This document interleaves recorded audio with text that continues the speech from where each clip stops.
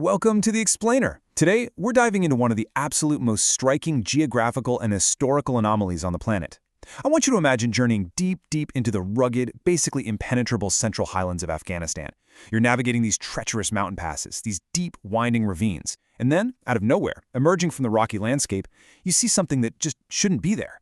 It's this towering masterpiece of medieval architecture, standing completely alone in a desolate valley.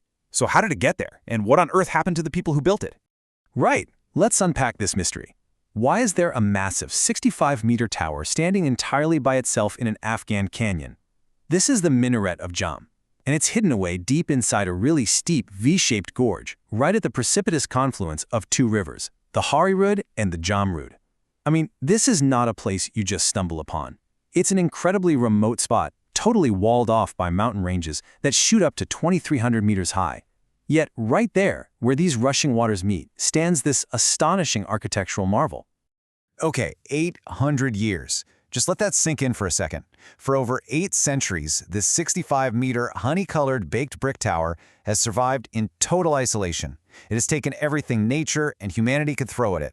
The erosive, violent power of the rivers right at its base, the tectonic activity of a major fault zone, and centuries of relentless wars that have ravaged the entire region around it. And yet, it's still there. It's literally a vertical defiance of time and gravity. But here's the huge twist. This canyon, it wasn't always empty. Which brings us to our first section, the rise of the world burners. So, to understand the Ghurids, the empire that actually built their sprawling capital, Firuzkuh, in that very valley, we have to look at their explosive entry onto the world stage. The Ghurids were an eastern Iranian Tajik people from the really isolated mountains of Ghor. And for a long time, they were just local chiefs, right? Vassals, answering to the much more powerful Ghaznavid empire. But that all changed very violently in 1150 CE.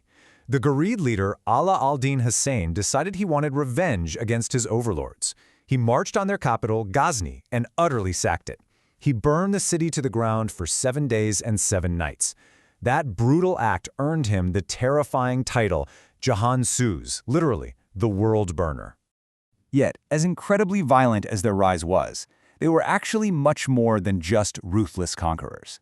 Despite their rugged mountain origins and having their own distinct local dialect, the Ghurids were deeply culturally Persianate. Like the Ghaznavids they just crushed, they kept court poets who wrote beautifully in Persian. They actually sparked this massive cultural renaissance, becoming huge patrons of Persian culture, literature, and architecture, perfectly blending their rough mountain heritage with the refined traditions of the Islamic world.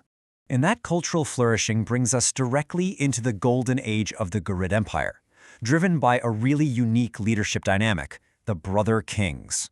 Now, what makes this era truly fascinating is exactly how these two brothers, Ghiyath al-Din Muhammad and Muhammad of Ghor, managed such a vast territory. They shared power in a really rare diarchy. Look, in an era where royal succession usually meant, well, bloody, fratricidal wars between siblings, these two actually ruled together harmoniously. Ghiyath al-Din, the elder brother, stayed in the capital of Firuzkuh and pushed the empire's borders westward toward the Caspian Sea. Meanwhile, Muhammad of Ghor focused eastward, conquering deep into northern India and the Gangetic Plain. And this entire dramatic arc unfolded with dizzying speed. It's like a roller coaster. In 1192, Muhammad of Ghor secures a massive victory at the Second Battle of Train in India. Fast forward just 2 years to 1194, and the Minaret of Jam is completed back in the Afghan mountains, very likely to celebrate these sweeping global triumphs. But the glory doesn't last. By 1206, Muhammad of Ghor is assassinated, and by 1222, the Mongols utterly destroy Firuzkuh. In a matter of decades, they expanded all the way from the Caspian Sea to Bengal and then lost it absolutely.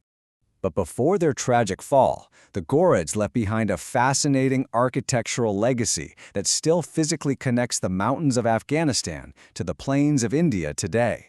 Let's look at this tale of 2 minarets. This is such a brilliant illustration of the cultural bridge they built. On one hand, you have the Minaret of Jam in Afghanistan, completed in 1194 with baked brick and stunning turquoise tile. And then, just 5 years later, the Ghurid general Qutb al-Din Aibak took that exact architectural concept with its striking telescopic sections and alternating flanges and exported it straight into Delhi to build the famous Qutb Minar. He essentially translated the Jam design into brilliant red sandstone. And you can literally read the immense pride of these rulers etched right into the structures themselves. Wrapped around the Minaret of Jam in this beautiful, intricate Kufic script is a grandiose dedication to the elder brother. It reads, Ghiyath al-Din Muhammad ibn Sam, Sultan Magnificent, August King of Kings.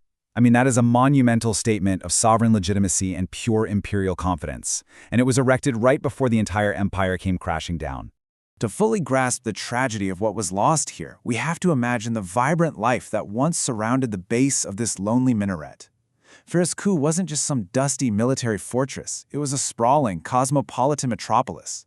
Those surrounding hills, which are totally empty today, were once packed with Islamic mosques and Persian palaces. They had a highly reputed metalworking industry, and incredibly, archaeologists found a Jewish cemetery about 10 kilometers away, with 74 tombstones, all belonging to men, dating from 1148 to 1220 CE. It paints a really vivid picture of a bustling, diverse hub where merchants from all over the world converged. But of course, this golden age builds to a sudden, absolute catastrophe. We've seen the incredible heights of the Ghurids civilization, now let's witness its terrifying erasure at the hands of the Mongols. The crucial takeaway here is how a perfect storm of disasters dismantled this massive empire almost overnight. First, the stabilizing elder brother Sultan Ghiyath dies of gout in 1203. The very next year, 1204, the Ghurids suffer a devastating military defeat at Qutb against the Khwarezmians. Then, in 1206, the remaining brother, Muhammad of Ghor, is assassinated near the Indus River. This staggering power vacuum leaves them completely defenseless when the unstoppable Mongol war machine, led by Genghis Khan's son Tului Khan and later Ogedei Khan, sweeps through the region in 1222. And the Mongols didn't just conquer Firuzkuh, they unmade it. They wiped the turquoise mountain off the map so thoroughly, leveling the bazaars, the palaces, the homes, that the city essentially became a myth. Its exact location was completely lost to the outside world for 7 long centuries. It wasn't even formally rediscovered and documented until the mid-20th century. Which brings us to a massive historical puzzle, right? Why did the Mongols, who were literally famous for their policy of total destruction, spare this 165-meter tower? Well, there are a few fascinating theories. Local folklore likes to say its graceful beauty simply moved the Mongol commanders to mercy. But a more pragmatic theory is that it was just highly useful.